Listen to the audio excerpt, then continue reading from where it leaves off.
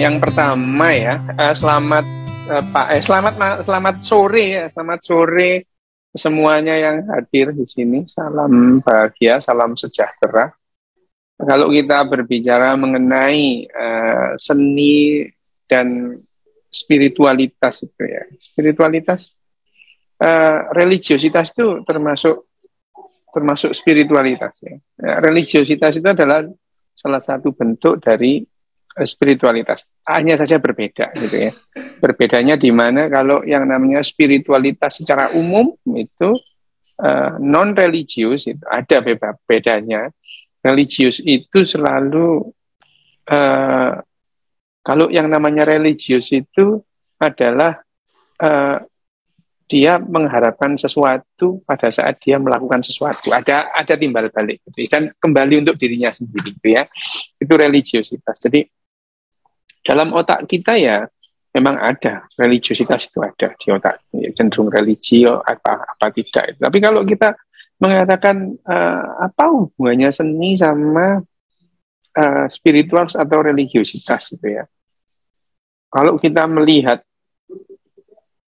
jejak-jejak sejarah yang pernah ada itu, bahwa yang namanya seni itu apapun seninya, ya, entah seni suara, entah seni tari, entah seni lukis gitu ya, rupa, selalu berhubungan dengan ritual-ritual keagamaan gitu ya.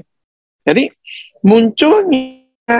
munculnya gambar-gambar di gua, munculnya gerakan-gerakan ritme gitu, munculkan nada-nada itu sangat berhubungan dengan ritual-ritual keagamaan sejak kira-kira 80.000 tahun yang lalu ya. Sejak kira-kira itu. Jadi 80.000 tahun hampir 80.000 tahun itu seni itu bergerak dalam bidang-bidang yang berurusan dengan ritual keagamaan. Apapun ritualnya itu ya. Jadi awalnya itu seperti itu. Sehingga yang akrab dengan otak kita yaitu ya. Tapi apakah terus kemudian kalau seperti yang disampaikan Bu Santi tadi, bahwa yang namanya keagamaan itu penggerak seni atau sebaliknya, ya saling timbal balik gitu. Hanya saja kalau kreativitas dihubungkan dengan yang namanya ritual-ritual keagamaan, itu cenderung nggak kreatif. Lagu-lagu atau seni yang berhubungan dengan keagamaan itu cenderung nggak kreatif, cenderung monoton itu. Jadi coba aja, misalkan kalau seseorang itu baca kitab sucinya Totek Keng itu di agama Tao di Cina, lagunya ya tek tek tek tek tek tek, iramanya itu terus itu. Nggak ada pakai irama jazz atau irama rock suatu saat, nggak pernah. Itu selama ribuan tahun seperti itu ya. Karena ritual-ritual yang namanya ritual itu kan pengulangan ya, pengulangan yang cenderung monoton itu ritual itu dari dulu ya sama gitu ya. Dari dulu ngajinya orang-orang itu ya seperti itu gitu. Kalau ada Pak Ulil Absor Abdallah nyanyi dengan langgam Jawa, banyak yang menghujat gitu. Kiroah dengan cengkok Jawa itu enggak ada yang marah gitu. Jadi makanya yang namanya seni kalau berurusan dengan ritual keagamaan itu cenderung monoton itu. Dan itu yang menyebabkan, coba ada sekarang itu. Kalau saya tanya ada berapa belas yang namanya albumnya Bimbo? Banyak. Enggak tahu deh itu. Kalau sekarang anak sekarang disuruh nyanyi lagunya Bimbo yang tren di saat tahun 77, Tante Sun itu, enggak ada yang tahu itu. Enggak ada yang tahu itu.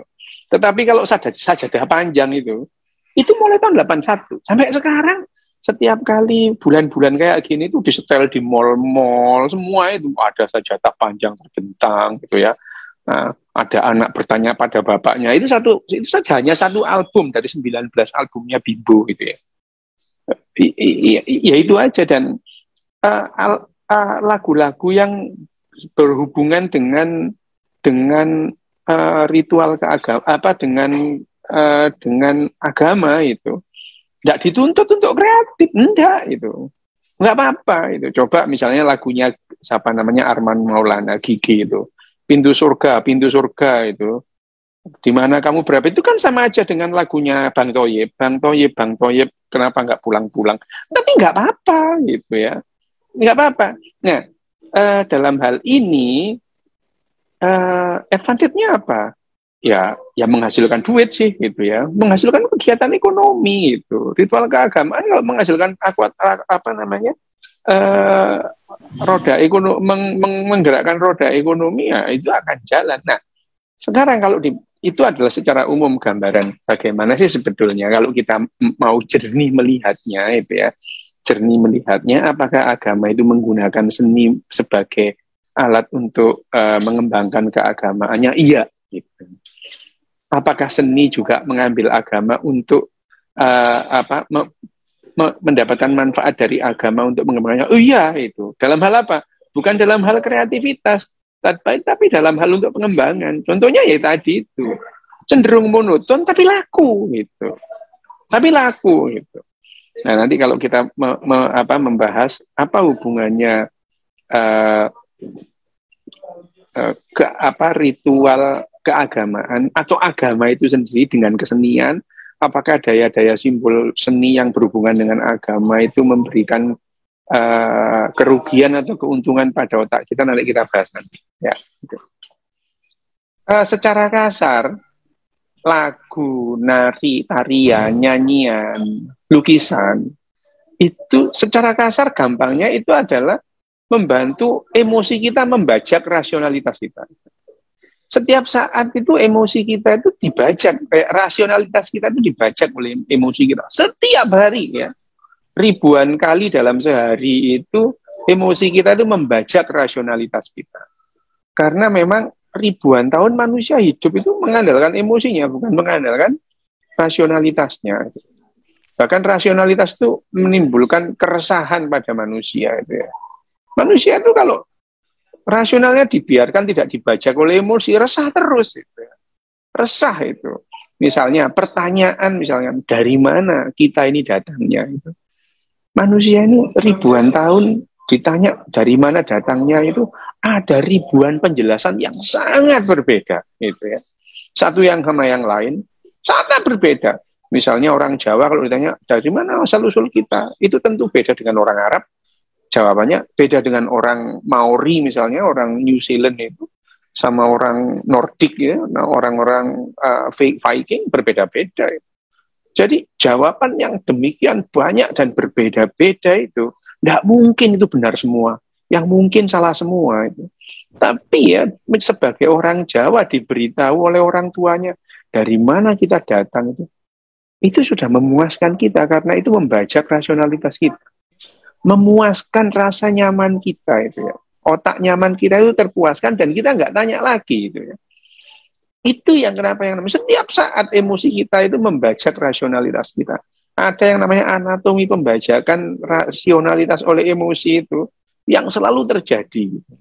Nah, pada saat kita mempelajari sains, itu kita berlatih supaya yang namanya rasionalitas itu tidak terlalu sering dibajak oleh emosi. Nah, yang namanya jurusan kesenian misalnya di IKIP, saya IKIP pindah ya ganti ya.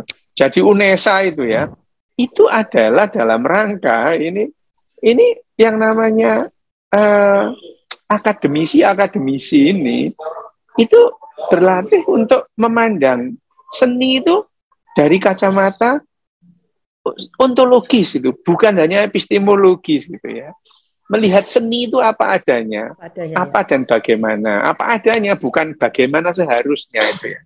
Nah, biasanya kita itu kan keracunan epistemologis, segala sesuatu itu dipandang dari pandang sudut manfaatnya kita, bagaimana seharusnya terjadi. Nah, itu yang mengatakan yang namanya seni itu apapun itu akan membuat rasionalitas kita turun sedikit gitu. Dalam hal-hal tertentu itu ya nggak apa-apa kita menikmati gitu ya. Kenapa? Kalau saya ini terus kemudian mendengarkan lagunya, kayakanlah lagunya Rolling Stone itu. Ya, sesaat pertama itu yang saya ingat adalah kapan beli kasetnya ini. Hari apa, di mana, waktu itu apa gitu. Saya dengerin sama apa. Itu sesaat pertama. Kemudian saya larut dalam lagunya, melupakan semuanya gitu ya. Lagu apa, Dok? Jadi I'm apa Sailing. misalnya gini deh, misalnya bukan lagunya Rolling Stone, misalnya ini apa namanya? eh, Paint Me Black ya, itu yang terus kemudian jadi lagunya Tour of Duty gitu ya. Itu langsung kemudian kita kan lupa pada saat mendengarkan itu, kita mengikuti iramanya, kita sebetulnya itu masuk twilight zone gitu ya, antara sadar dan tidak gitu. Nah, yang namanya ritual-ritual keagamaan itu selalu melibatkan yang namanya membuat diri itu tidak sadar, turun sedikit kesadarannya, namanya trance gitu ya. Trance itu trance itu mesti seperti orang sholat itu membuat dirinya trance itu, melupakan sekitarnya itu ya gitu. Dia hanya hanya melakukan apa namanya, berpusat pada gerakan-gerakannya gitu, sedangkan gerakannya dia tidak sepenuhnya disadari gitu ya. Nah, ritual-ritual keagamaan itu memang seperti itu ya, dimanapun itu, dan itu selalu berhubungan dengan seni dalam hal ini ya, dalam kesenian, entah itu musik, entah itu tarian gitu ya. Di budaya-budaya tertentu tarian itu membuat dia trans gitu ya. Kalau di Jawa Timur jaran kepang itu kuda lumping itu trans dia itu ya. Trans ya. Pakai pecut pleter gitu terus kemudian jadi lari diiringi dengan musiknya. Lukisan juga demikian gitu ya. Lukisan juga demikian. Kalau seandainya lukisan itu cocok dengan kita gitu ya, dengan selera kita, atau kita itu memandang lukisan itu sebagai karya seni yang perlu diapresiasi atau di apa namanya, dinikmati secara penuh gitu. Misalnya kita datang di mana ya, kalau di Italia itu ada Chapel Sistine, itu ada lukisannya Leonardo da Vinci yang gede itu ya, wah memandang itu ada Adam, ada gambarnya Adam itu ya. Kita langsung memasuki antara consciousness kita itu turun sedikit gitu ya, turun sedikit, kita dalam kondisi trance itu. Jadi itu sebabnya karena yang namanya seni yang berkembang itu, karena memang seni itu berkembang digunakan untuk menurunkan consciousness tadi itu dalam wilayah yang namanya twilight zone tadi itu, sehingga hampir semua seni itu kalau kita nikmati, kita masuk dalam keadaan itu. Pada kondisi ini itu ya, pembajakan rasional oleh emosi menyehatkan gitu ya, menyehatkan. Ya kan tidak semua harus dirasionalkan. Misalnya kita itu makan coklat itu terus kemudian kita mikir ini berapa persen ya kandungannya coklat itu, namanya ya itu kan nggak menikmati namanya itu ya. Saya kadang-kadang seperti itu, tapi pada suatu saat saya paksa emosi saya membajak rasionalitas untuk menikmati semuanya. Yang misalnya makan apa namanya, misalnya makan melinjo yang kebetulan saya itu apa namanya ndak alergi itu ya, pernah dulu itu begitu makan langsung ini genetum genemon, sebetulnya ini monokotil tapi bentuknya kayak dikotil gitu.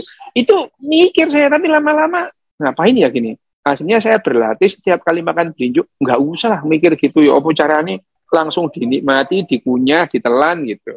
Itu adalah memaksa otak saya untuk masuk dalam twilight zone. Nah, musik, tarian, lukisan itu dalam batas-batas tertentu memaksa kita memasuki twilight zone tadi.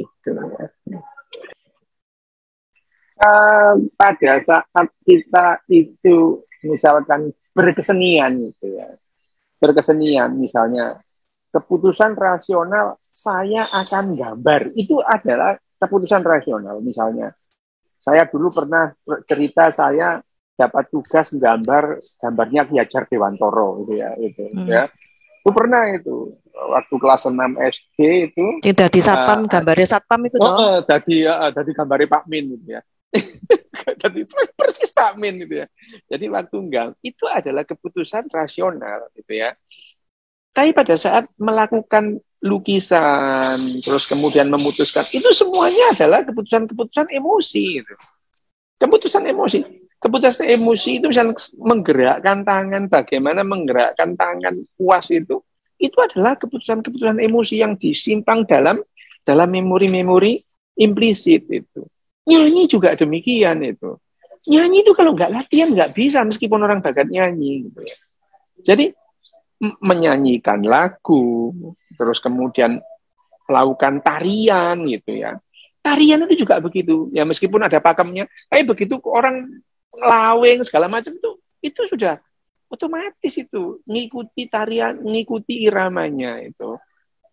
Apakah ini gerakan otak? Diikuti otak? Iya, refleks bukan. Ini adalah keputusan-keputusan emosi. Jadi yang namanya pada saat kita berkesenian itu hampir semuanya itu adalah gerakan-gerakan yang merupakan atau perilaku-perilaku yang merupakan keputusan emosi dari otak kita itu, bukan keputusan rasional gitu. Meskipun di awal gitu ya, itu di awal itu penentuannya itu ada rasional, tapi pada saat sudah berjalan, bagaimana kita misalkan mau nari misalnya minyak jinggo gandrung gitu ya, minyak jinggo gandrung itu bulan-bulan ketiga kalau les nari itu ya. Minyak jinggo gandrung gitu. Minyak jinggo gandrung itu kemudian pada saat kita nyari itu pada saat awal-awal cici loro telu papat cici loro telu papat itu seperti angel gitu ya itu. Tapi pada saat kita sudah nari dan kemudian apalagi tarian itu bisa kita tarikan 10 kali gitu ya. Ya sudah itu otomatis saja ikut karena itu masuk dalam memori implisit kita seperti naik sepeda gitu. Jadi kita berkesenian itu adalah menggunakan otak emosi kita, alih-alih itu menggunakan otak rasional kita. Tapi keputusan pertama biasanya keputusan misalnya rasional seperti misalnya Basuki Abdullah gitu ya. Memutuskan dia mau melukis Nyi Roro Kidul gitu ya itu. Ya, Nyi Roro Kidul itu. Lah wong ketemu Nyi Roro Kidulnya aja nggak pernah dia gitu. Dia gambar gitu ya. Itu adalah otak emosi semua atau Basuki Abdullah itu kan hampir semua tokoh terkenal waktu itu digambar sama dia gitu ya. Itu juga bagaimana dia menggerakkan kuas di kanvasnya itu adalah hasil dari keputusan-keputusan emosi di otaknya itu karena latihan, karena udah beribuan kali ya, ratusan ribu bagaimana cara menggerakkan pensil atau menggerakkan kuas, memilih warna itu ya. Pada awalnya memang semua kesenian itu berurusan dengan ritual keagamaan, ya. Nah pada saat kita sudah mengenal yang namanya budaya, namanya peradaban gitu ya. Ada peradaban, ada pertanian, kemudian ada terpisah antara masyarakat atau ada perpisahan. Kalau dulu yang namanya kesenian itu adalah monopoli dari tetua-tetua agama gitu. Yang nari itu adalah tetua-tetua agama itu ya, dukun, ahli nujum itu yang nari, yang nyanyi itu mereka. Makanya meskipun lagunya nggak enak karena pemilik tetua agama yang nggak berani protes. Tapi pada saat manusia kenal pertanian, terus kemudian ada diversifikasi profesi gitu, ada profesi-profesi baru gitu ya, dan itu akan terjadi pemisahan antara seniman dengan agamawan gitu ya. Ada pemisahan di situ itu. Nah, karena ada pemisahan, nah terjadi diversifikasi lagi, diversi ya, bergeraknya berbeda, meskipun kadang-kadang berimpitan gitu. Tapi pada umumnya setelah kita punya peradaban kira-kira 10-12 ribu tahun yang lalu, mulai ada pemisahan begitu banyak profesi gitu ya, dan mulai itu kemudian otak kita mencoba gitu ya, otak kita selalu berusaha adaptif terhadap itu gitu ya. Nah kemudian ada kesenian-kesenian yang tidak berhubungan dengan ritual keagamaan atau spiritualitas itu sendiri gitu ya awalnya, tapi akhirnya ya tetap beririsan, hanya saja berkembangnya itu apa ada misalnya seniman yang tidak spiritualis belas gitu atau tidak religius belas itu, bahkan anti religiusitas ada itu. Ada itu ya. Ada itu. Sopo jenenge The Beatles itu ya. The Beatles itu ya. The Beatles itu sebetulnya itu lagunya itu lagu spiritual sih sebetulnya, tapi tidak religius gitu ya. Religiusitas tidak semua spiritual itu religiusitas itu. Religiusitas itu ya seperti kebanyakan orang-orang Indonesia itu ya.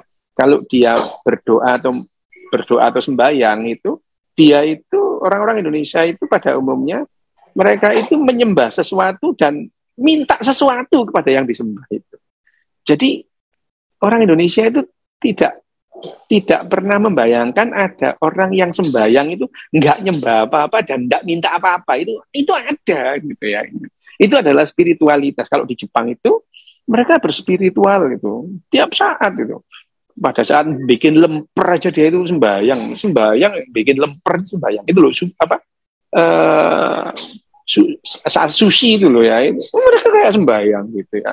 Motongi bonsai itu ya seperti sembahyang.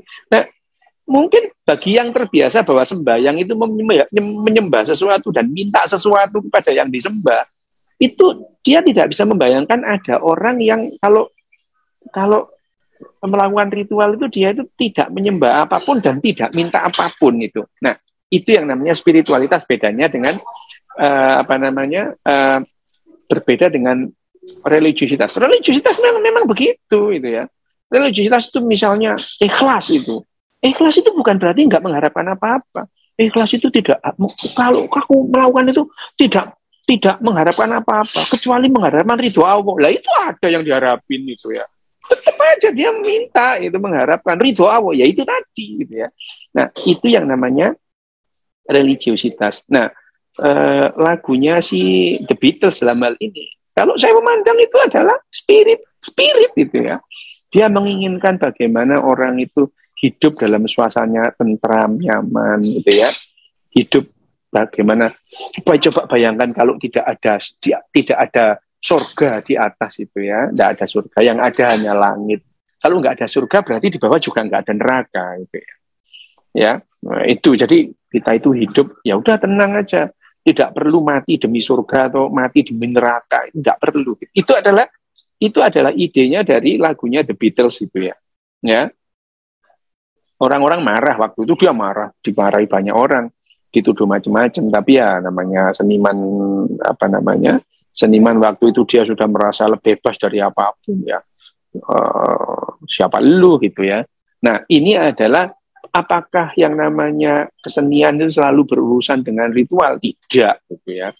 Bahkan kalau misalnya, tapi ya pada titik-titik tertentu, misalnya The Queen gitu ya, The Queen itu ya, Freddie Mercury ya tetap nyanyi Thanks God It's Christmas gitu ya, tetap nyanyi itu ya. Tapi ya tujuannya ya supaya laku aja sih gitu. Bahkan ada lagunya Queen yang semuanya disebut, ada Bismillah, Ibrahim, Valhalla, disebut semua gitu ya, disebut semua. Nah, ya untuk apa itu? Ya, ini sangat kecil kemungkinannya kalau ini berhubungan dengan spiritualitas. Itu sangat besar kemungkinannya ya hanya untuk popularitas. Tapi ya siapa tahu pikirannya Freddie Mercury dan Brian May yang membuat itu, kita tidak tahu.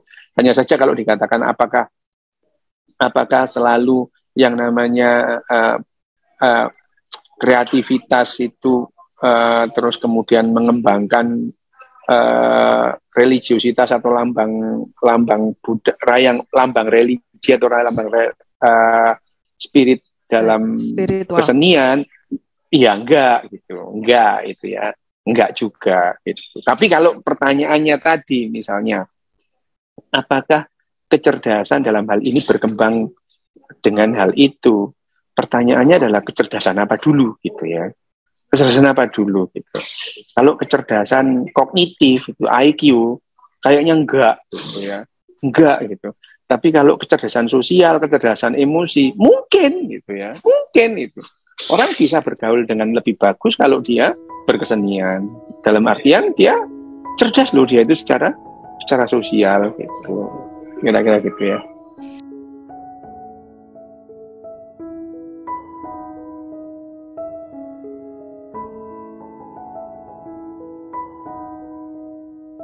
Buku Sihir Realitas karya Richard Dawkins. Dinarasikan ulang oleh Jendela Ilmu. Bab 5. Mengapa ada malam dan siang, musim dingin dan musim panas? Hidup kita didominasi oleh dua irama akbar. Yang satu jauh lebih lambat daripada irama yang cepat adalah silih bergantinya gelap dan terang setiap hari, yang berulang setiap 24 yang lainnya. Jam sekali, sementara irama yang lambat adalah silih bergantinya musim dingin dan musim panas setiap tahun, yang berulang setiap 365 hari lebih sedikit. Tidak mengejutkan kalau kedua irama itu menimbulkan berbagai mitos. Siklus siang malam terutama sangat kaya mitos karena drastisnya cara matahari seolah bergerak dari timur ke barat. Beberapa bangsa bahkan menganggap matahari sebagai kereta emas, dikendarai oleh dewa melintasi langit. Bangsa aborigin Australia terisolasi di benua pulau mereka selama setidaknya 40.000 tahun, dan mereka memiliki sejumlah mitos tertua di dunia. Sebagian besar mitos itu berlatar zaman misterius yang disebut kala mimpi, Dream Time, ketika dunia baru bermula dan dihuni oleh berbagai hewan serta manusia leluhur berukuran raksasa. Berbagai suku aborigin berbeda memiliki mitos berbeda-beda tentang kala mimpi. Yang pertama ini berasal dari suku yang hidup di pegunungan Flinders di Australia Selatan. Ada 2 ekor kadal yang berteman pada waktu kala mimpi. Salah satunya merupakan goanna, nama Australia untuk biawak besar, sementara yang satunya lagi cicak, kadal kecil lucu yang memiliki bantalan isap di kaki-kakinya, sehingga bisa memanjat permukaan vertikal. Kedua teman itu menemukan bahwa sejumlah teman mereka yang lain telah dibantai oleh sang perempuan matahari dan kawanan anjing dingo kuningnya. Si goanna besar yang marah kepada sang perempuan matahari, melempar bumerangnya ke arah perempuan matahari yang lantas terkena bumerang dan terjatuh dari langit. Matahari hilang di cakrawala barat dan dunia pun ditelan kegelapan.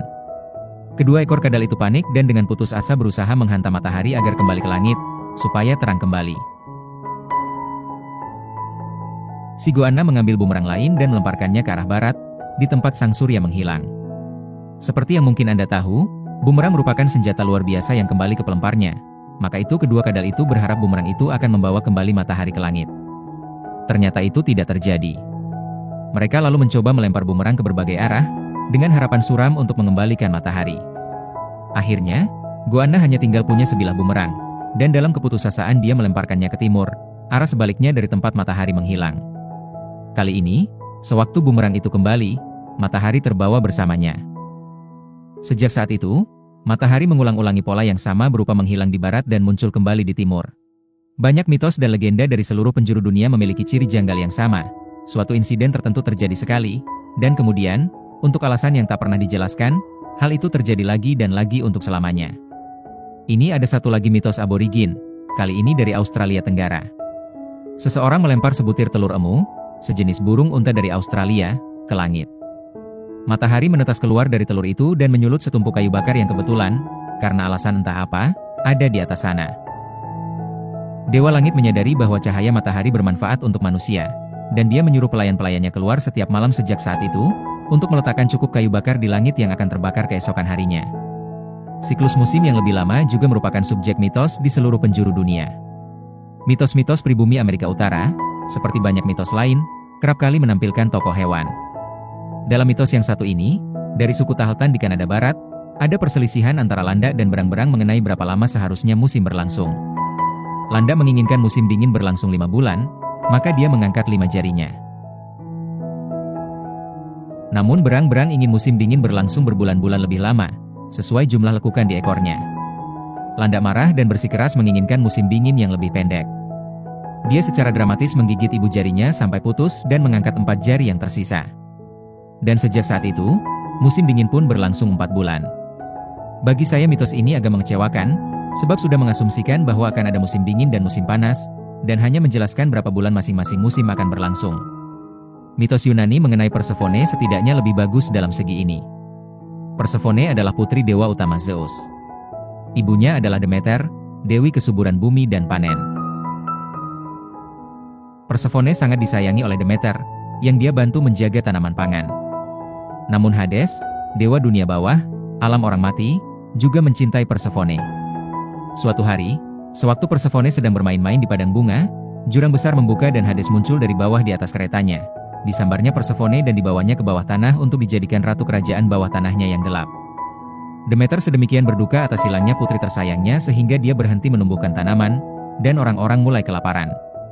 Akhirnya Zeus mengirimkan Hermes, pembawa pesan para dewa, ke dunia bawah untuk menjemput Persephone kembali ke alam kehidupan yang terang.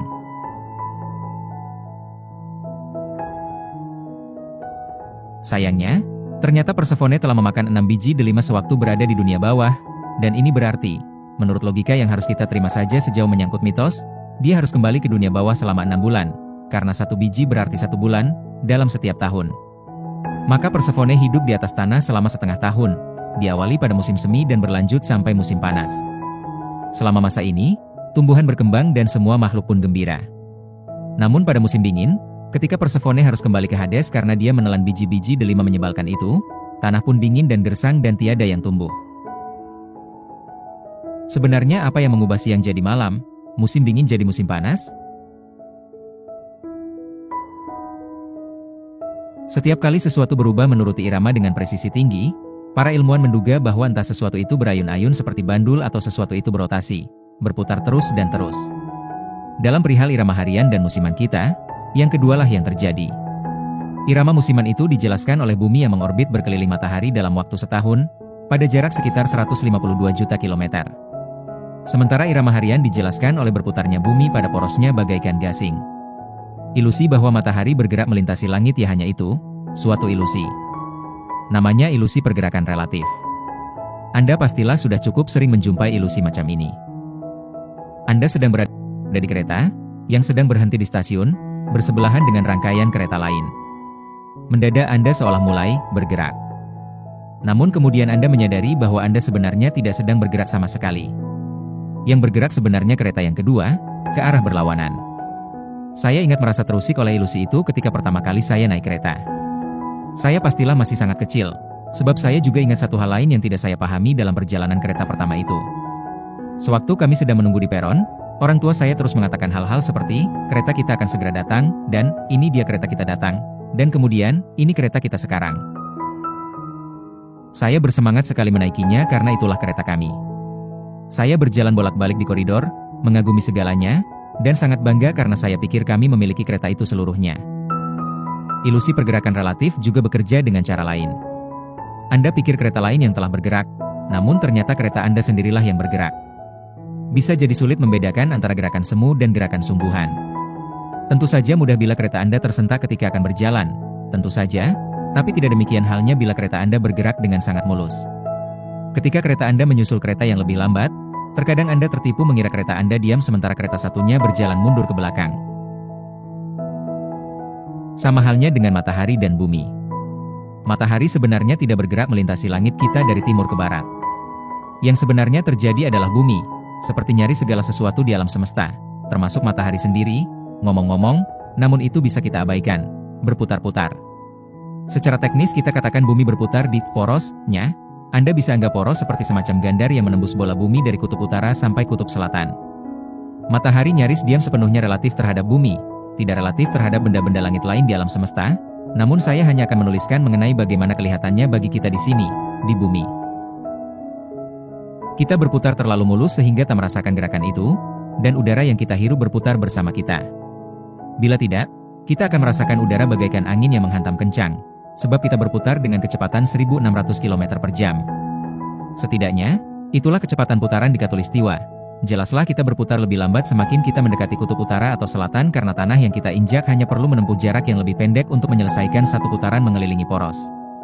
Oleh karena kita tidak bisa merasakan perputaran planet kita, dan udara berputar bersama kita, yang terjadi sama seperti pada dua kereta. Satu-satunya cara kita bisa mengetahui bahwa kita bergerak adalah mengamati benda-benda yang tidak ikut berputar bersama kita. Benda-benda seperti bintang dan matahari. Apa yang kita lihat adalah pergerakan relatif. Dan, seperti halnya dengan kereta, kita seolah-olah berdiri diam sementara bintang dan matahari bergerak melintasi langit kita. Bila bumi berputar pada porosnya dengan kecepatan 1.600 km per jam, lantas kenapa bila kita melompat lurus ke udara, kita tidak jatuh di tempat yang berbeda? Yah, sewaktu Anda naik kereta dengan kecepatan 160 km per jam, Anda bisa melompat ke udara dan tetap saja mendarat di tempat yang sama di kereta.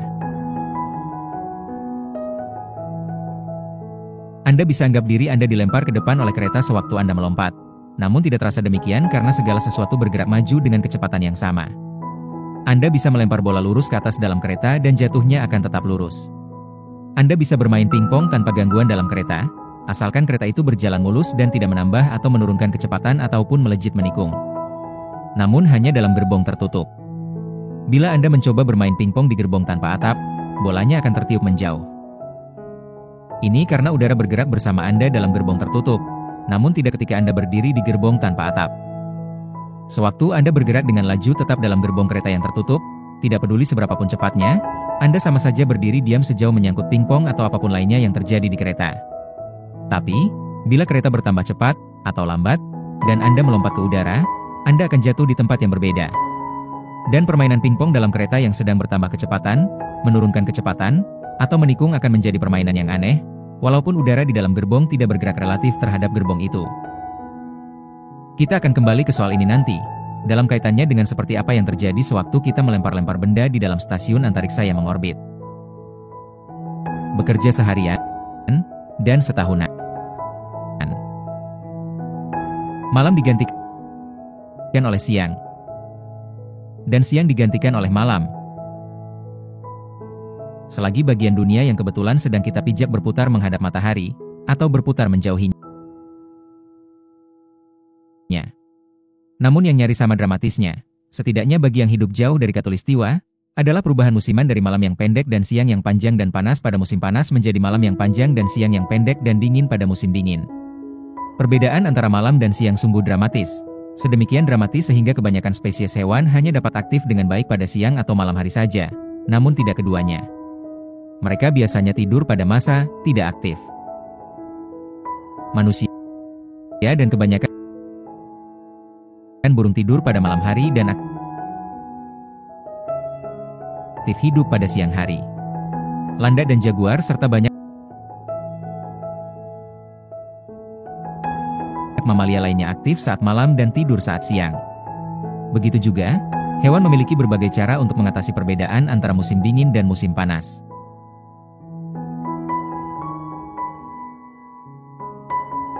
Banyak mamalia yang menumbuhkan lapisan rambut tebal dan panjang untuk musim dingin, yang kemudian rontok pada musim semi. Banyak burung, dan juga mamalia, bermigrasi, terkadang menempuh jarak yang sangat jauh, guna menghabiskan musim dingin dekat khatulistiwa, kemudian bermigrasi kembali ke daerah lintang tinggi, utara yang jauh atau selatan yang jauh, untuk musim panas, di mana hari yang panjang dan malam yang pendek menyediakan makanan yang berlimpah. Sejenis burung laut yang disebut dara laut Arktika melakukan migrasi ekstrim. Dara laut Arktika menghabiskan musim panas utara di Arktik. Kemudian, ketika musim gugur di utara dimulai, mereka bermigrasi ke selatan. Namun mereka tidak berhenti di wilayah tropik, melainkan terus terbang sampai ke Antartika. Buku-buku terkadang menjabarkan Antartika sebagai tempat dara laut Arktika melewatkan musim dingin. Namun tentu saja itu keliru. Saat burung-burung itu sampai di Antartika, musim panas selatan sedang berlangsung. Dara laut Arktika bermigrasi sedemikian jauh sehingga mereka memperoleh dua musim panas. Tidak ada tempat melewatkan musim dingin, karena mereka tidak mengalami musim dingin. Saya jadi teringat pernyataan bercanda seorang teman saya yang tinggal di Inggris saat musim panas, dan kemudian pergi ke Afrika tropis untuk bertahan melalui musim dingin. Satu lagi cara hewan menghindari musim dingin adalah tidur sepanjang musim tersebut. Istilahnya, hibernasi. Dari hibernus, kata Latin yang berarti bersifat musim dingin.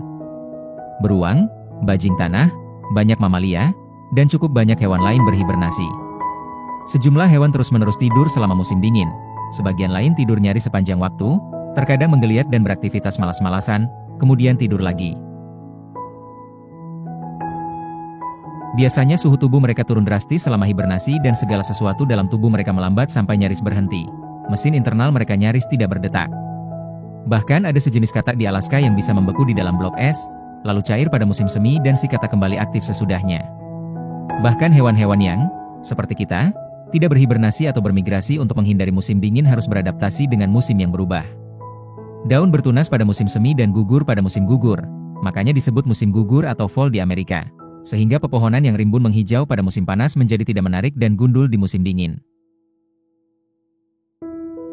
Anak domba terlahir pada musim semi, sehingga mereka memperoleh keuntungan berupa suhu hangat dan rumput segar sewaktu mereka bertumbuh besar. Kita mungkin tidak menumbuhkan lapisan rambut tebal yang panjang pada musim dingin, namun kita kerap kali mengenakannya. Okelah kita tidak bisa mengabaikan musim yang berubah, namun apakah kita memahaminya? Banyak orang yang tidak. Bahkan ada saja sejumlah orang yang tidak memahami bahwa bumi perlu 1 tahun untuk mengelilingi matahari. Justru itu yang namanya 1 tahun. Menurut satu jajak pendapat, ada 19% orang Britania yang berpikir bumi mengelilingi matahari dalam waktu 1 bulan, dan persentase yang sama juga didapati di negara-negara Eropa lain. Bahkan di antara orang-orang yang memahami apa artinya 1 tahun, ada banyak yang berpikir bumi lebih dekat dengan matahari pada musim panas, dan lebih jauh pada musim dingin. Coba katakan itu kepada orang Australia yang menyantap hidangan Natal barbecue sambil mengenakan bikini di pantai yang panas.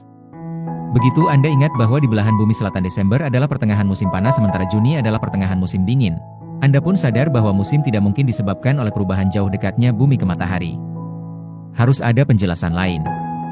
Kita tidak bisa mencari penjelasan lebih jauh lagi sebelum kita tengok apa yang membuat suatu benda langit mengorbit benda langit lain. Jadi itulah yang akan kita lakukan berikutnya. Dalam orbit. Mengapa planet-planet tetap berada dalam orbit mereka mengelilingi matahari? Mengapa benda bisa tetap berada dalam orbit mengelilingi sesuatu yang lain? Hal ini dipahami pertama kali pada abad ke-17 oleh Sir Isaac Newton, salah seorang ilmuwan terbesar yang pernah ada. Newton menunjukkan bahwa semua orbit dikendalikan oleh gravitasi. Gaya gravitasi yang sama dengan yang menarik apel yang jatuh ke tanah, namun dalam skala yang lebih besar. Sayangnya, cerita bahwa Newton memperoleh gagasan itu ketika kepalanya kejatuhan apel barangkali tidaklah benar. Newton membayangkan meriam di puncak gunung yang sangat tinggi. Dengan larasnya diarahkan secara mendatar ke arah laut. Gunung itu ada di pinggir laut.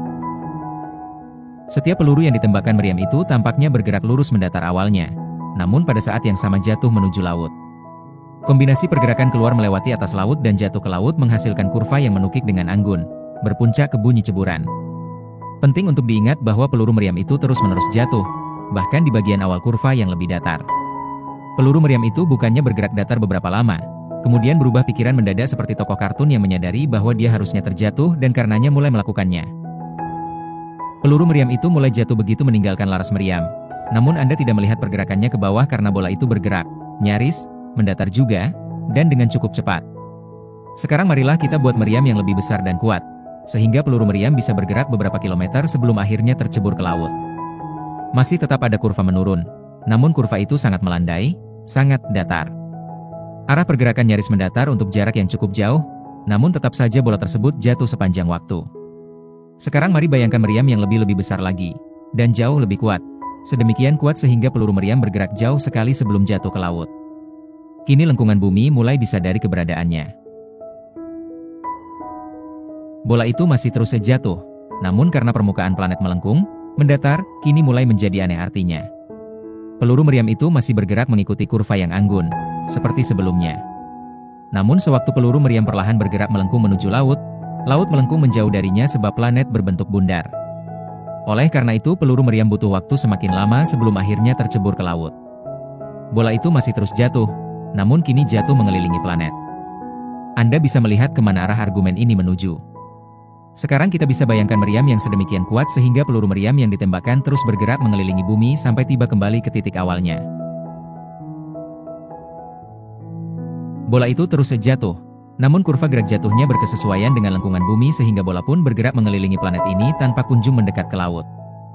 Bola itu jadi berada dalam orbit dan akan tetap mengorbiti bumi sampai waktu yang tidak terbatas, dengan anggapan tidak ada tahanan udara yang akan memperlambatnya.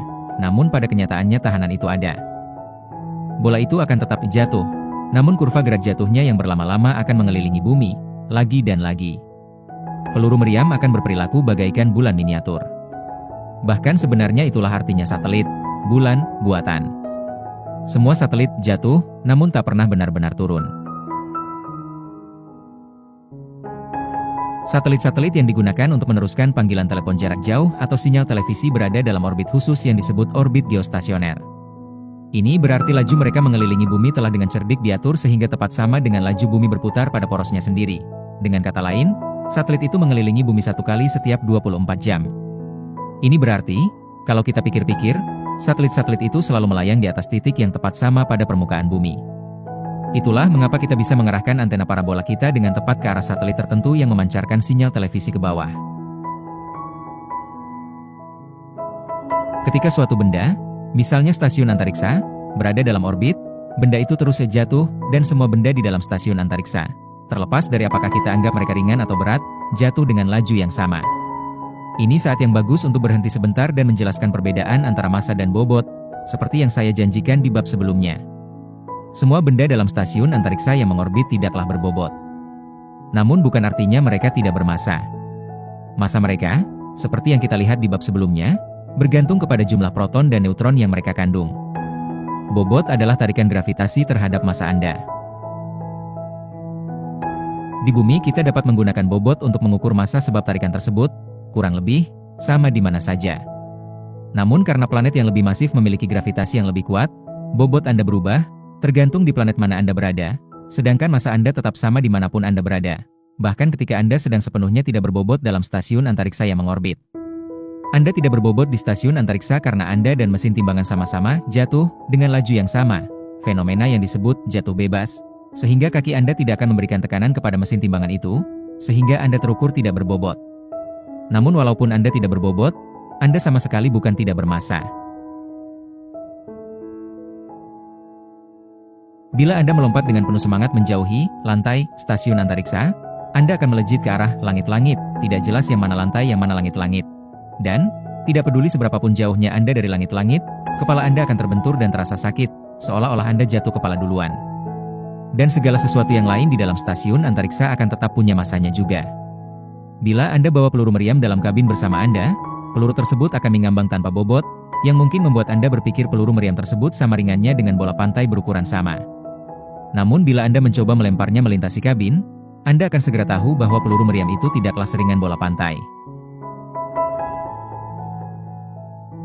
Akan sulit sekali melemparkannya, dan Anda mungkin mendapati diri terlontar ke belakang, ke arah berlawanan, bila Anda mencobanya. Peluru meriam itu akan terasa berat, walaupun tidak menunjukkan kecenderungan khusus untuk bergerak ke bawah, ke arah lantai stasiun antariksa. Bila Anda sukses melempar peluru meriam itu melintasi ruangan, dia akan berperilaku seperti benda seberat apapun sewaktu menubruk sesuatu yang menghalangi jalannya. Dan tidak akan bagus akibatnya bila Anda hantam kepala salah satu rekan astronot Anda dengannya, baik secara langsung maupun setelah terpantul dari dinding. Bila peluru meriam tersebut menubruk peluru meriam lain, keduanya akan saling memantul dengan kesan berat yang sungguhan. Tidak seperti, contohnya, sepasang bola pingpong, yang juga akan saling memantul namun dengan ringan.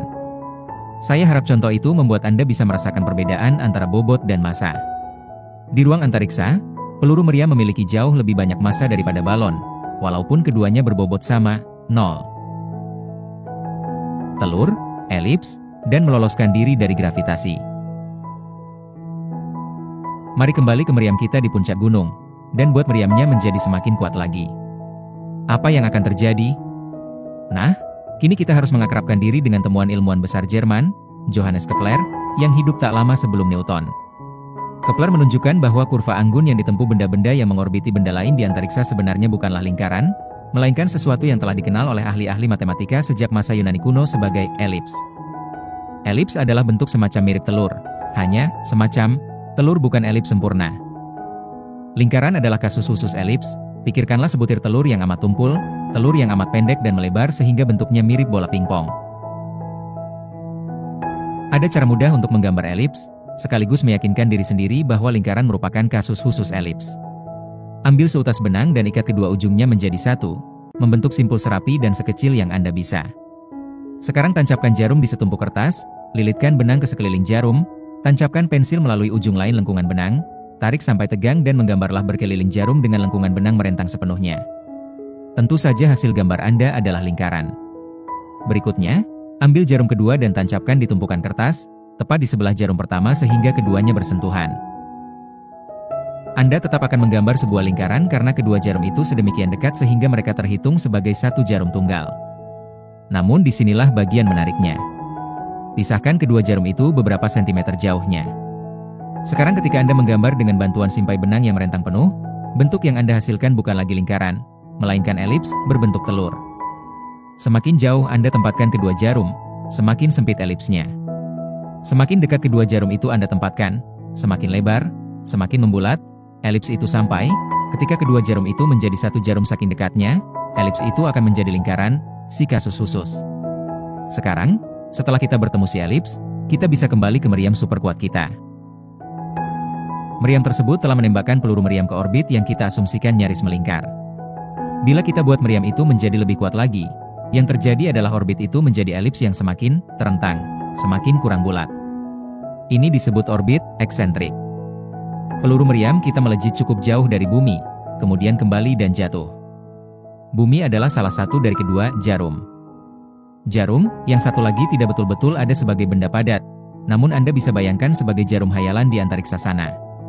Jarum hayalan itu membantu sebagian orang untuk memahami perhitungan matematikanya. Namun bila membuat Anda bingung, lupakan saja. Yang penting adalah menyadari bahwa bumi tidak berada di pusat telur itu. Orbit merentang sangat lebih jauh dari bumi di satu sisi, jarum hayalan, daripada sisi satunya lagi, sisi di mana bumi sendiri yang menjadi jarum.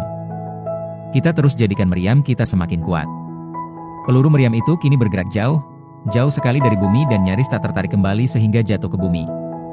Elips orbit kini sangat panjang dan merentang. Dan pada akhirnya akan ada satu titik di mana orbit tak lagi berbentuk elips. Kita menembakkan peluru meriam itu semakin cepat, dan kini kecepatan ekstra itu mendorongnya melewati titik tak dapat balik, di mana gravitasi bumi tak lagi bisa memanggilnya kembali. Peluru meriam itu telah mencapai kecepatan lepas dan menghilang untuk selamanya, atau sampai ditangkap oleh gravitasi benda lain, misalnya matahari. Meriam kita yang lama-kelamaan semakin kuat merupakan ilustrasi semua tahap menuju dan melebihi pemantapan suatu orbit. Pertama-tama peluru jatuh begitu saja ke laut. Kemudian, selagi kita menembakkan peluru demi peluru dengan kekuatan yang semakin meningkat, kurva yang mereka tempuh menjadi semakin horizontal sampai peluru itu mencapai kecepatan yang dibutuhkan untuk mencapai orbit yang nyaris melingkar. Ingatlah bahwa lingkaran merupakan kasus khusus elips. Kemudian, seiring semakin meningkatnya kecepatan tembakan, orbit menjadi kurang melingkar dan semakin memanjang, semakin jelas bentuk elipsnya. Terakhir, elips menjadi sedemikian memanjang sehingga tidak lagi menjadi elips. Peluru mencapai kecepatan lepas dan malah melejit hilang. Orbit bumi di sekeliling matahari secara teknis merupakan elips, namun nyaris merupakan lingkaran, si kasus khusus. Itu berlaku untuk semua planet lain kecuali Pluto, yang sekarang pun tidak lagi dianggap planet. Komet, di sisi lain, memiliki orbit seperti telur yang sangat panjang dan tipis.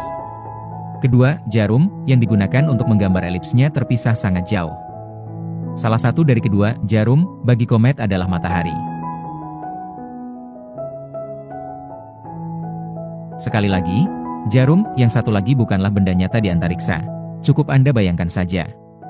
Ketika komet berada di jarak terjauhnya dari matahari, disebut aphelion, dibaca aphelion. Komet bergerak dengan kecepatan yang paling lambat. Komet itu jatuh bebas sepanjang waktu, namun terkadang jatuhnya menjauhi matahari, bukan mendekatinya. Perlahan-lahan dia memutar di pojok aphelion, kemudian jatuh ke arah matahari, jatuh semakin cepat sampai melesat di sekeliling matahari. Si jarum satu lagi, dan mencapai kecepatan tertinggi ketika berada di titik terdekat dengan matahari, disebut perihelion. Perihelion dan aphelion berasal dari nama dewa matahari dalam mitologi Yunani. Helios, peri adalah kata Yunani untuk dekat, sementara apo berarti jauh. Komet melejit cepat di sekeliling matahari di perihelion, dan terus melewatinya pada kecepatan tinggi di sisi lain perihelion. Setelah melontarkan dirinya sendiri di sekeliling matahari, komet itu perlahan-lahan kehilangan kecepatan sewaktu jatuh menjauhi matahari sampai ke aphelion, tempat dia berada pada kecepatan terlambat, dan siklus itu terus-menerus berulang. Para insinyur antariksa menggunakan sesuatu yang disebut efek lontaran ketapel untuk meningkatkan penghematan bahan bakar roket. Wahana antariksa Cassini, yang dirancang untuk mengunjungi planet Saturnus yang jauh, bergerak ke sana dengan rute yang tampaknya seperti berputar-putar, namun sebenarnya dirancang dengan cerdik untuk mengeksploitasi efek lontaran ketapel. Cassini menggunakan jauh lebih sedikit bahan bakar roket daripada yang diperlukan bila terbang langsung ke Saturnus, dengan cara meminjam gravitasi dan gerakan orbit 3 planet yang dilewatinya. Venus, 2 kali, kemudian berayun mengelilingi bumi kembali, lalu dorongan terakhir yang kuat dari Jupiter. Dalam setiap kasus, Cassini jatuh mengelilingi planet bagaikan komet, memperoleh kecepatan dengan bergantung kepada ujung ekor gravitasinya sewaktu planet itu melejit mengelilingi matahari. Keempat dorongan dari lontaran ketapel melemparkan Cassini ke arah sistem Saturnus yang terdiri atas cincin-cincin dan 62 bulan. Dan sejak saat itu Cassini telah mengirimkan foto-foto menakjubkan ke bumi dari situ. Kebanyakan planet, seperti yang saya sebutkan, mengorbit matahari dalam elips yang nyaris melingkar. Pluto tidak biasa. Bukan hanya karena terlalu kecil untuk dipanggil planet lagi, namun juga karena memiliki orbit yang sangat eksentrik. Sebagian besar waktu, Pluto berada di luar orbit Neptunus, Namun di perihelion Pluto menukik ke dalam dan jadi berposisi lebih dekat ke matahari daripada Neptunus, yang orbitnya nyaris melingkar. Tapi orbit Pluto sekalipun tidak seeksentrik orbit komet. Komet yang paling terkenal, Komet Halley, bisa kita lihat hanya di dekat perihelion, sewaktu dia paling dekat dengan matahari dan memantulkan sinar matahari. Orbit elipsnya membawanya jauh, jauh sekali, dan dia kembali ke sekitar kita hanya setiap 75 atau 76 tahun sekali. Saya melihatnya pada 1986 dan menunjukkannya kepada putri saya Juliet yang saat itu masih bayi. Saya berbisik di telinganya. Tentu saja dia tidak bisa mengerti apa yang saya katakan, namun saya tetap membisikkannya dengan keras kepala, bahwa saya tidak akan pernah melihat Komet Halley lagi, namun dia akan punya kesempatan lain sewaktu Komet Halley kembali pada 2061. Ngomong-ngomong, ekor komet adalah rangkaian debu, namun ekor itu tidak menjulur di belakang kepala komet seperti yang mungkin kita kira. Ekor itu tertiup oleh aliran partikel yang berasal dari matahari, yang kita sebut angin surya. Maka ekor komet selalu mengarah menjauhi matahari, tidak peduli komet sedang bergerak ke arah mana. Ada saran yang menarik, dulu hanya ada dalam kisah-kisah fiksi sains namun kini sedang diterapkan oleh para insinyur antariksa Jepang, untuk menggunakan angin surya sebagai pendorong pesawat antariksa yang dilengkapi dengan layar raksasa. Seperti kapal layar di laut yang menggunakan angin sungguhan, kapal layar antariksa bertenaga angin surya secara teoritis akan menyediakan cara yang sangat ekonomis untuk berkelana ke dunia-dunia yang jauh. Cara miring melihat musim panas. Sekarang setelah kita memahami orbit, kita bisa kembali ke pertanyaan mengapa ada musim dingin dan musim panas. Anda tentu ingat bahwa sebagian orang salah mengira bahwa itu karena kita lebih dekat dengan matahari saat musim panas dan lebih jauh saat musim dingin. Itu penjelasan yang bagus bila orbit bumi seperti orbit Pluto. Bahkan memang musim dingin dan musim panas Pluto, dua-duanya jauh lebih dingin daripada musim apapun yang kita alami di sini, disebabkan tepat oleh cara seperti itu. Tapi orbit bumi berbentuk mendekati lingkaran, sehingga kedekatan planet kita dengan matahari tidak mungkin menjadi penyebab musim yang berubah. Malah, bumi sebenarnya lebih dekat dengan matahari, perihelion, pada Januari dan paling jauh, aphelion, pada Juli. Namun orbit elipsnya sedemikian nyaris melingkar sehingga hampir tidak ada perbedaan mencolok. Nah kalau begitu, apa yang sebenarnya menyebabkan perbedaan antara musim dingin dan musim panas? Sesuatu yang berbeda. Bumi berputar pada porosnya, dan poros itu miring. Kemiringan inilah alasan sebenarnya mengapa kita memiliki musim yang berbeda-beda. Mari lihat bagaimana kerjanya. Seperti yang saya katakan sebelumnya, kita bisa anggap poros bumi sebagai gandar, batang yang menembus bola bumi dan mencuat di kutub utara dan kutub selatan. Sekarang anggaplah orbit bumi berkeliling matahari sebagai roda yang jauh lebih besar, dengan porosnya sendiri, kali ini menembus matahari, dan mencuat keluar di kutub utara dan kutub selatan matahari. Kedua gambar ini bisa saja tepat sejajar satu sama lain, sehingga bumi tidak memiliki kemiringan. Kalau seperti itu, matahari tengah hari akan selalu tampak berada tepat di atas kepala di khatulistiwa, dan panjang siang dan malam akan sama di mana-mana. Tidak akan ada musim yang berbeda-beda. Khatulistiwa akan selalu panas, dan suhu semakin dingin bila kita bergerak semakin jauh dari khatulistiwa dan menuju ke kutub yang manapun. Kita bisa memperoleh kesejukan dengan bergerak menjauhi khatulistiwa, namun tidak dengan cara menanti musim dingin karena tidak akan ada musim dingin untuk dinanti. Tidak ada musim panas, tidak ada musim apapun juga. Tapi pada kenyataannya kedua gandar itu tidak sejajar. Gandar, poros, perputaran bumi sendiri miring relatif terhadap gandar, poros, orbit kita mengelilingi matahari.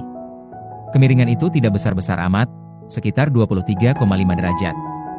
Kalau besarnya 90 derajat, yang merupakan kemiringan planet Uranus, kutub utara akan mengarah tepat ke matahari pada satu waktu dalam setahun, yang bisa kita sebut tengah musim panas utara, dan mengarah tepat membelakangi matahari pada tengah musim dingin utara. Bila bumi seperti Uranus, saat tengah musim panas matahari akan berada di atas kepala sepanjang waktu di kutub utara, tidak akan ada malam di sana. Sementara di kutub selatan sedingin es dan gelap, tanpa tanda-tanda ada siang hari. Dan sebaliknya 6 bulan kemudian.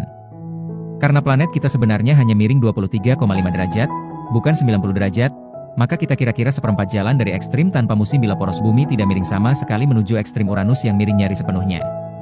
Artinya, seperti di Uranus, matahari tidak pernah tenggelam di kutub utara bumi saat tengah musim panas. Hari pun selalu siang. Namun, tak seperti di Uranus, matahari tidak berada tepat di atas kepala. Matahari tampak seolah menempuh jalur melengkung di langit sewaktu bumi berotasi, namun tidak pernah benar-benar tenggelam di bawah cakrawala. Itu berlaku di seluruh lingkar Arktika. Bila Anda berdiri tepat di lingkar Arktika, taruhlah di ujung barat Laut Islandia, pada hari tengah musim panas, Anda akan melihat matahari melayang cepat di sepanjang cakrawala selatan saat tengah malam, namun tidak pernah benar-benar tenggelam. Kemudian matahari akan bergerak melengkung ke posisi tertingginya, tidak terlalu tinggi, saat tengah hari. Di Skotlandia Utara, yang sedikit di luar lingkar Arktika, matahari tengah musim panas terbenam di bawah cakrawala cukup jauh untuk mewujudkan semacam malam, namun malam yang tidak terlalu gelap, karena matahari tidak pernah terlalu jauh di bawah cakrawala. Jadi, kemiringan sumbu bumi menjelaskan mengapa kita punya musim dingin, ketika bagian planet tempat kita berada miring menjauhi matahari, dan musim panas, ketika bagian tersebut mengarah ke matahari, dan mengapa siang hari pendek pada musim dingin namun panjang pada musim panas. Namun apakah itu menjelaskan mengapa musim dingin begitu dingin sedangkan musim panas begitu panas? Mengapa matahari terasa lebih panas sewaktu letaknya tepat di atas kepala daripada ketika menggantung rendah, dekat cakrawala? Itu kan matahari yang sama, jadi seharusnya kan panasnya sama dari sudut manapun kita melihatnya? Tidak. Anda bisa lupakan fakta bahwa kita sedikit lebih dekat ke matahari sewaktu miring ke arahnya. Perbedaan itu kecil sekali, hanya beberapa ribu kilometer, dibandingkan dengan jarak total dari matahari, sekitar 152 juta kilometer, dan masih tidak ada artinya dibandingkan dengan perbedaan antara jarak matahari saat perihelion dan jarak matahari saat aphelion, sekitar 4,8 juta kilometer. Bukan? Salah satu yang berpengaruh adalah sudut sinar matahari saat menghantam kita.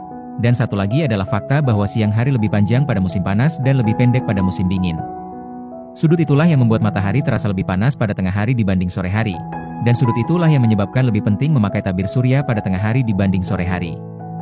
Kombinasi sudut dan panjang harilah yang menjadikan tumbuhan bertumbuh lebih banyak pada musim panas dibanding musim dingin, dan juga segala sesuatu yang bergantung kepada tumbuhan. Jadi mengapa sudut ini menyebabkan perbedaan sebesar itu? Ini satu cara menjelaskannya. Bayangkan Anda sedang berjemur saat tengah hari pada musim panas, dan matahari berada tinggi di atas kepala. Setiap jengkal kulit di tengah punggung Anda dihantam oleh foton-foton, partikel-partikel kecil cahaya, dengan laju yang bisa Anda hitung dengan alat ukur cahaya. Nah, bila Anda berjemur pada tengah hari musim dingin, ketika matahari relatif rendah di langit akibat kemiringan bumi, cahaya mencapai bumi pada sudut yang lebih tumpul, lebih condong. Oleh karena itu, sejumlah tertentu foton dibagi-bagi ke area kulit yang lebih luas. Ini berarti setiap jengkal kulit memperoleh foton dalam jumlah lebih sedikit daripada saat tengah musim panas. Yang berlaku bagi kulit Anda berlaku juga bagi dedaunan tumbuhan. Dan itu sangat penting artinya karena tumbuhan menggunakan cahaya matahari untuk membuat makanan. Malam dan siang, musim dingin dan musim panas, itulah irama akbar silih berganti yang mengatur kehidupan kita, dan kehidupan semua makhluk hidup, kecuali barangkali yang hidup di laut dalam yang gelap dan dingin. Satu lagi irama yang tidak terlalu penting bagi kita namun sangat berarti bagi makhluk-makhluk lain, misalnya yang hidup di pesisir pantai, adalah irama yang ditimbulkan oleh bulan yang mengorbit, yang pengaruhnya paling besar terasa pada naik surutnya pasang. Siklus bulan adalah subjek mitos-mitos kuno dan mengusik, tentang serigala jadi-jadian dan vampir, misalnya. Namun saya harus dengan berat hati tinggalkan obrolan soal ini sekarang dan berlanjut membahas matahari itu sendiri.